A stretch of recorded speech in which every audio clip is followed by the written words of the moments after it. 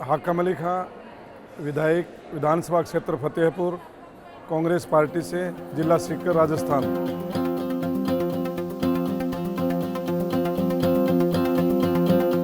मेरा निर्वाचन क्षेत्र के अंदर 2,40,000 मतदाता हैं, 2 नगरपालिका हैं, 34 पंचायतें हैं, 1 पंचायत समिति है। और मेरा विधानसभा क्षेत्र रेगिस्तानी इलाका है और वहाँ की जो आय का जो स्रोत है वो किसान, खेती का है, और दूसरा सैनिक हैं, बहुत ज़्यादा आर्मी के अंदर लोग सर्विस करते हैं।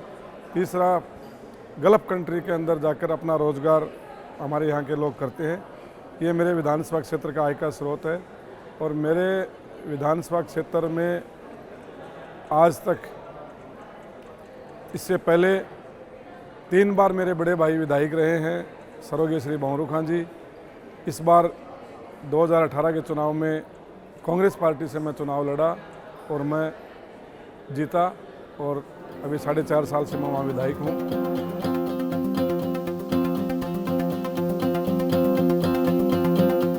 एनएलसी के बारे में बहुत अच्छा विचार है कि ये एक प्रयोग है, और ऐसा जैसे अभी ऑर्गेनाइजर थे और राहुल करात, उन्होंने कहा कि मेरे दिमाग में आया और मैंने बहुत सारे लोगों से डिस्कस किया, मीटिंगें की, और मीटिंगें कर करके इस प्रोग्राम को ऑर्गेनाइज किया।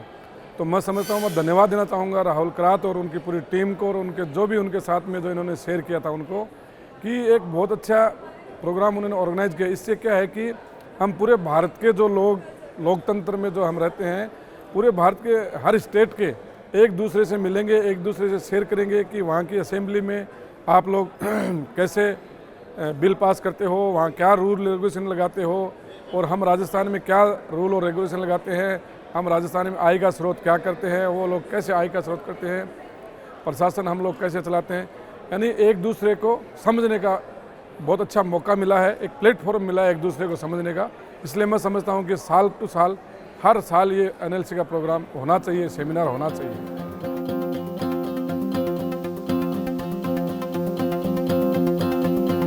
मेरे निर्वाचन क्षेत्र के अंदर सबसे जो ज़्यादा है वो पानी का रहता है कि हमारे यहाँ पानी ज़मीन में बहुत नीचे है और नहर नहीं है हमारे निर्वाचन क्षेत्र के अंदर, इसलिए हमें वेल से ही पानी निकालना पड़ता है नीचे ज़मीन से, और उससे ही हम खेती करते हैं, उससे ही हम पीने का पानी काम में लेते हैं।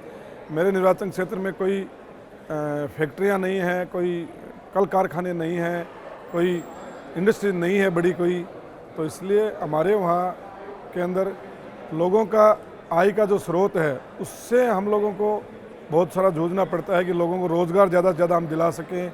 सरकार का ध्यान हम लोग दिलाते रहते हैं कि सरकार ज़्यादा से ज़्यादा रोज़गार वहाँ लोगों को देवे, यही हमारी समस्या है।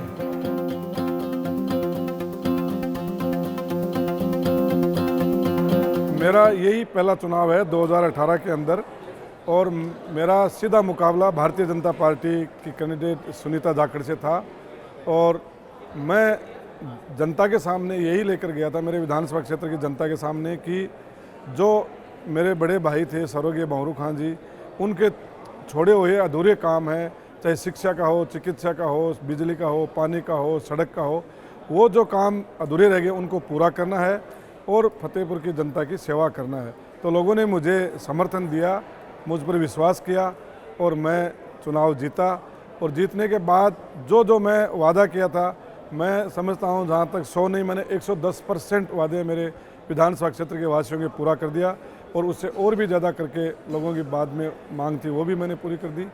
तो जब मैं चुनाव में गया था उस टाइम हमारे यहाँ बहुत सारे गांव में स्कूलें नहीं थी, चिकित्सा के अस्पताल नहीं थे, कोई महाविद्यालय नहीं था, एक महाविद्यालय था मात्र। आज मेरे विधानसभा क्षेत्र में 3-3 महाविद्यालय हैं, और बहुत सारी स्कूलें खुला दी, चिकित्सा के अंदर बहुत सारी हॉस्पिटलें खुला दी, सब सेंटर खुलवा दिए, पशु चिकित्सालय खुला दिए, पानी के लिए मैंने तकरीबन 160 ट्यूबवेल नए करवा दिए। ऐसे करके मैंने मेरी विधानसभा क्षेत्र का विकास किया।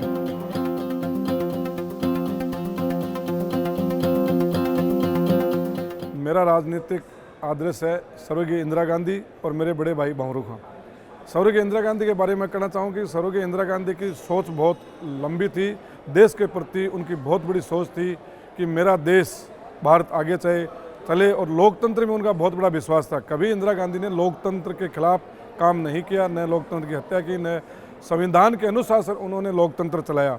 तो मैं मेरा आदर्श मानता हूँ स्वर्गीय इंदिरा गांधी को। उसके बाद अगर मानता हूँ तो मेरे बड़े भाई भंवरू खां जी को, स्वर्गीय भंवरू खां जी को, कि वो कभी भी कोई भी जाति पाति धर्म क्षेत्रवाद कुछ नहीं मानते थे। वो कि एक इंसान को जब एक राजनीति में आने के बाद एक जनप्रतिनिधि जब चुना जाता है, प्रतिनिधित्व के लिए चुनाव जीत जाता है, उसके बाद उसको सबका काम करना चाहिए, सबको साथ लेकर चलना चाहिए, किसी के साथ कोई भेदभाव नहीं करना चाहिए और कभी किसी का बुरा नहीं सोचना चाहिए। करना तो बहुत दूर की बात है।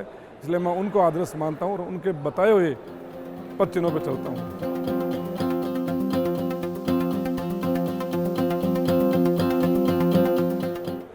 आज की युवा पीढ़ी को मैं यही सलाह देना चाहूँ कि साफ सुथरी राजनीति होनी चाहिए, ईमानदारी से राजनीति करनी चाहिए। देश हित के अंदर क्या हम कर सकते हैं, देश के लिए हम क्या कर सकते हैं, हमारा देश आगे कैसे बढ़ेगा, कि दुनिया में हमारे देश का नाम रोशन हो, दुनिया में हमारा देश आगे जाए, चाहे आर्थिक में हो, अनुशासन में हो या रोजगार में हो, हर स्थिति में, हर स्टेज, हर प्लेटफॉर्म पे हमारा देश आगे बढ़े। और जब ईमानदारी से आप राजनीति करोगे, साफ सुथरी स्वच्छ छवि की राजनीति करोगे, जातिवाद, धर्मवाद, क्षेत्रवाद, इन सब से ऊपर उठ करके और लोकतंत्र की परिभाषा को सही ढंग से आने वाले दिनों में हम परिभाषित करेंगे, तो मैं समझता हूँ तो युवाओं के लिए अच्छा रहेगा और अपने देश के लिए भी अच्छा रहेगा।